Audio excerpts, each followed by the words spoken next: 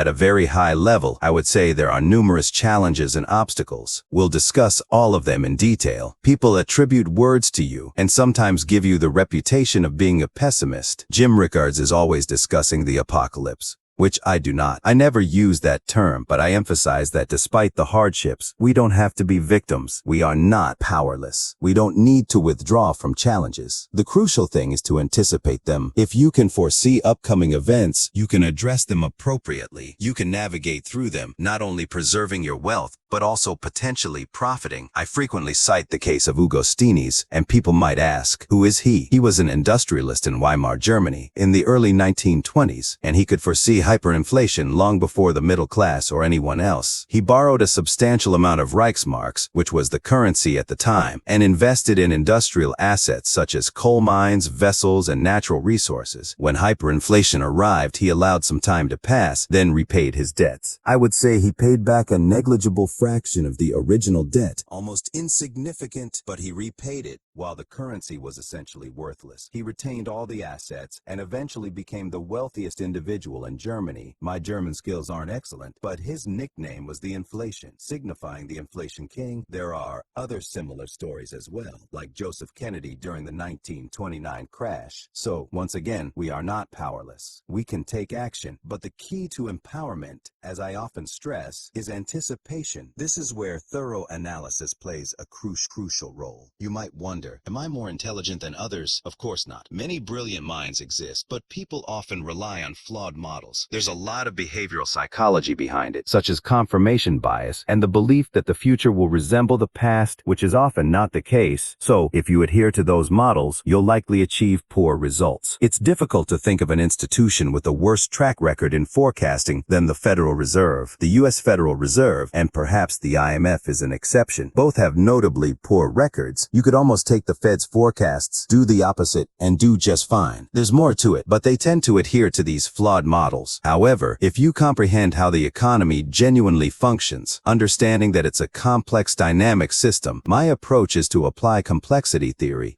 Complexity theory has been around for quite some time, dating back to the Big Bang, the ultimate complex dynamic paradigm shift or phase transition that occurred around 13 billion years ago. However, the mathematical understanding of complexity theory emerged in the early 1960s. It has found successful applications in physics and other fields. I simply transferred it to capital markets, recognizing that capital markets are among the most complex dynamic systems, and adding human behavior to the mix further increases the complexity. These models work brilliantly when you have the right ones, but convincing others to understand and employ them can be challenging. Once again, the point is that with the right models, which should include behavioral psychology, a significant dose of history, complexity theory, and other branches of applied mathematics, you can achieve exceptional results. On the other hand, sticking with models like the Phillips curve and the non-accelerating inflation unemployment rate, as the Fed does, is likely to lead to errors. Does the future have some degree of resemblance to the past? Not always. In fact, it may occur less frequently now than ever before. Additionally, these models assume that prices change continuously. Prices fluctuate, of course, but markets don't always move smoothly. When they do, it often happens when you're not paying attention. When you are, they experience sudden gaps, either up or down. You might blink, and the market is at an entirely different level, having been revalued. Even though you can still enter or exit, you may have gained or lost a substantial amount of money in the blink of an eye. Considering these characteristics, and this is how I began to deconstruct the conventional wisdom, I realized that markets are not efficient, which is a flawed notion. They don't move continuously and gradually. They gap. If you're unprepared for this, you'll miss opportunities. Nothing in this context is entirely risk-free, so I started there. I began identifying the factors that, in my view, were inaccurately applied. You might ask, what resembles these characteristics? The answer is a complex dynamic system, the kind that generates hurricanes, tornadoes, lightning strikes, power outages, earthquakes, and tsunamis. All these phenomena result from complex dynamic systems. An earthquake doesn't sneak up on you. The ground suddenly shifts beneath you. Similarly, in financial markets, sudden and significant shifts occur. Therefore, I started to consider this as a more accurate model. Of course it is. Everything continually evolves. Another intellectual tool I use, which involves applied mathematics, is Bayes' theorem. Without delving into excessive excessive detail. I learned about Bayes' theorem during my time at the CIA. I always say that if you have all the facts, a smart high school student can solve the problem. However, intelligence agencies and individuals in capital markets